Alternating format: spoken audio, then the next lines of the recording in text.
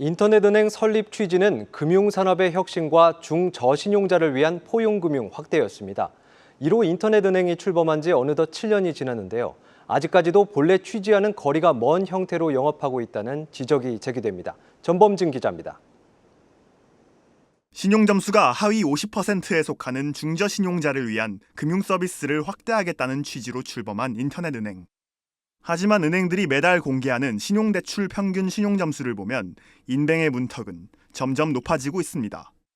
지난달에는 토스뱅크가 신한은행, 국민은행 등 대형 시중은행보다 높은 차주 평균 점수를 기록했고 5월에는 아예 K뱅크와 토스뱅크가 은행권 전체 1위와 4위를 차지하기도 했습니다. 그나마 인뱅에서 중저신용자들에게 대출을 내주더라도 시중은행보다 오히려 높은 금리를 받은 것으로 나타났습니다. 토스뱅크는 신용점수 600점 이하 차주들에게 11%가 넘는 금리를 받았고 K뱅크는 650점 이하 차주에게 대출을 집행한 사례 자체가 없었습니다. 대출 갈아타기 플랫폼이 흥행하면서 인뱅들의 주택담보대출 비중이 과도하게 높아진 점도 우려를 사고 있습니다. 주담대를 집행하는 두 인뱅 모두 은행권 평균인 40%를 넘겼고 카카오뱅크는 주담대가 전체 여신의 60% 가까이를 차지하고 있습니다.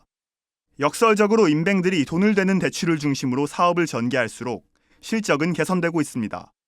카카오뱅크와 K뱅크는 각각 출범 2년과 4년 만에 흑자 전환에 성공했고 토스뱅크도 올해 연간 흑자 전환이 예상됩니다. 하지만 당국에선 이런 성장에 제동을 걸어야 한다는 목소리가 제기됩니다. 해주는 예은은 비용도 절감해서 금리 낮게 주고 혁신 상품을 제공한다는 그런 취지잖아요. 근데 이제 자기 판감이 낮은 구조를 이용해서 주담대 담보대출 이런 거 중심으로 가는 거 그렇게 긍정적으로 대파는 사람은 없을 것 같아요. 당국은 하반기 중 연구 용역을 통해 인뱅들의 현 상황을 점검하고 중저신용자 대출 비중을 상향하는 등 영업 행태를 바로잡는 방안을 검토하고 있습니다. 반대로 인뱅 측에서는 올해부터 개인 사업자 대출을 중저신용자 대출로 포함하면서 통계가 일부 왜곡된 측면이 있다며 당국이 제시한 목표치를 충족하기 위해 관련 대출을 확대하겠다고 설명했습니다. 한국경제TV 전범진입니다.